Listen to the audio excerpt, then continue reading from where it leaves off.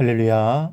사랑하는 대강의 가족 여러분, 오늘 하루도 하나님의 말씀과 동행하는 삶이 되길 소망합니다.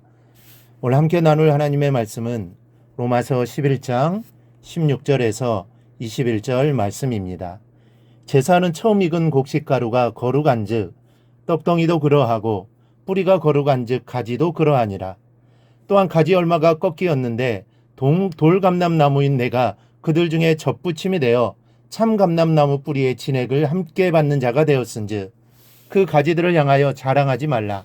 자랑할지라도 내가 뿌리를 보존하는 것이 아니요 뿌리가 너를 보존하는 것이니라. 그러면 내 말이 가지들이 꺾인 것은 나로 접붙임을 받게 하려 함이라 하리니 옳도다. 그들은 믿지 아니함으로 꺾이고 너는 믿음으로 섰느니라. 높은 마음을 품지 말고 도리어 두려워하라.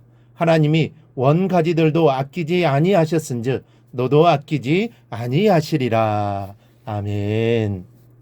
배은망덕도 유분수라는 말이 있습니다.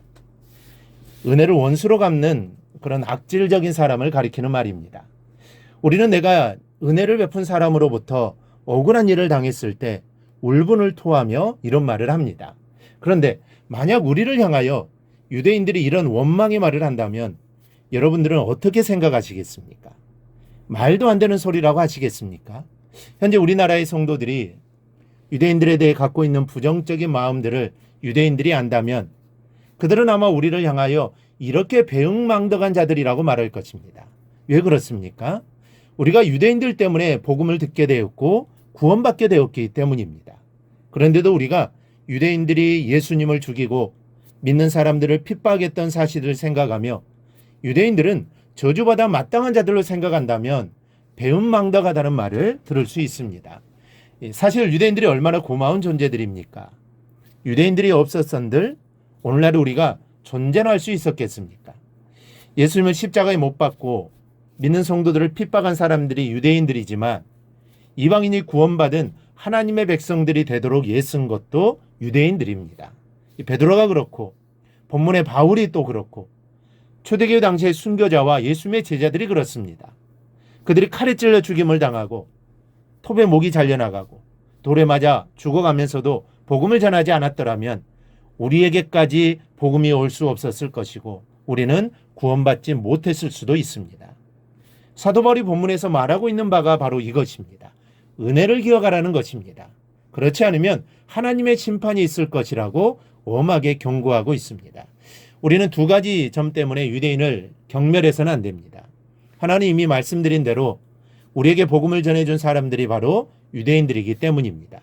복음은 유대인들의 손을 통하여 세계로 전파되어 나갔습니다.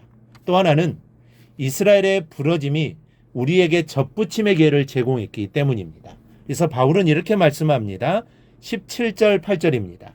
또한 가지 얼마가 꺾이었는데 돌감람나무인 내가 그들 중에 접붙임이 되어 참감람나무 뿌리의 진액을 함께 받는 자가 되었은즉 그 가지들을 향하여 자랑하지 말라. 자랑할지라도 내가 뿌리를 보존하는 것이 아니요 뿌리가 너를 보존하는 것이니라.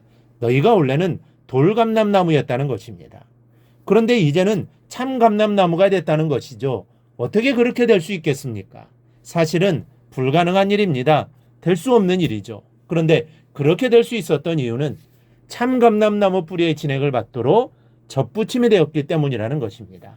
즉 참감람나무 가지가 부러져 나갔기 때문이라는 것이죠. 그 덕분에 부러진 그 자리에 접붙여지는 축복을 받을 수 있게 된 것이므로 교만해지거나 참감람나무인 유대인을 경멸하지 말라는 바울의 말입니다. 여러분, 은혜를 아는 것은 인간의 본분입니다. 그리고 은혜를 갚는 것은 훌륭한 일입니다. 그런데 아직까지 우리가 무엇을 했습니까? 유대인들을 향한 우리의 마음이 은혜를 갚는 마음이었습니까? 아니면 배은망덕한 마음이었습니까? 우리는 스스로를 영적인 유대인이라고 생각을 합니다. 하나님의 택한 백성이라고 생각합니다. 그리고 육적인 유대인을 무시합니다. 믿음의 뿌리를 생각하지 않는 것이죠. 이는 은혜를 원수로 갚는 행위입니다. 에베소서 2장 3절은 이렇게 말씀합니다. 전에는 우리가 다 그 가운데서 우리 육체의 욕심을 따라 지내며 육체와 마음에 원하는 것을 하여 다른 이들과 같이 본질상 진노의 자녀이었더니 우리 모두는 원래 진노의 자녀였습니다. 지옥에 가야 할 존재였죠. 그만큼 우리들은 형편없는 자들이었습니다.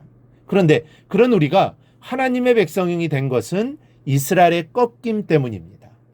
이스라엘의 꺾임이 없었으면 이방인인 저와 여러분의 접붙임은 없었습니다. 더구나 그들은 자신들이 꺾이고 실족했음에도 우리에게 복음을 전해줬습니다. 세상은 못 먹는 감 찔러나 본다고 하는데 그들은 자신들의 민족이 구원받지 못하는 것을 안타까워하면서 이방인들에게 목숨을 다하여 복음을 전해줬습니다. 그리고 그 복음으로 인해 우리가 하나님의 자녀가 된 것입니다. 그 복음이 전해지지 않았다면 우리는 여전히 진노의 자녀입니다. 그러니 여러분은 은혜를 아는 사람들이 되기를 바랍니다. 유대인에게나 세상의 모든 사람에게 우리는 은혜를 아는 사람들이 되어야 합니다. 구원받았다고 교만해지면 안 됩니다. 구원받지 못한 사람들과 유대인을 낮게 깔아보면 안 됩니다. 어떻게 예수님을 십자가에 못 박을 수 있느냐? 왜 예수 믿는 자들을 핍박하느냐? 이래서는 안 된다는 것입니다. 우리는 어디까지나 겸손해야 합니다. 구원받았다고 하는데 교만한 사람들이 있습니다. 우리는 절대로 그래서는 안 됩니다. 구원받은 것은 내가 무엇을 해서 된 것이 아닙니다.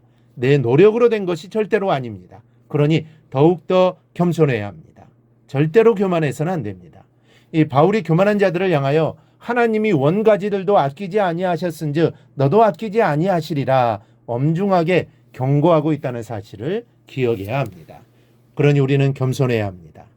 교만해지면 우리도 이스라엘과 같이 될 수 있다는 것입니다. 그러므로 오늘 하루, 아니 평생에 늘 겸손한 마음으로 살아가기를 바랍니다. 그리고 겸손한 마음으로 내가 받은 복음을 믿지 않는 사람들에게 전해주는 그런 삶을 꼭 살아가기를 주님의 이름으로 축원합니다. 오늘 묵상한 말씀을 굳게 잡고 삶으로 실천하며 살아내는 대강의 모든 성도들이 되기를 축복합니다.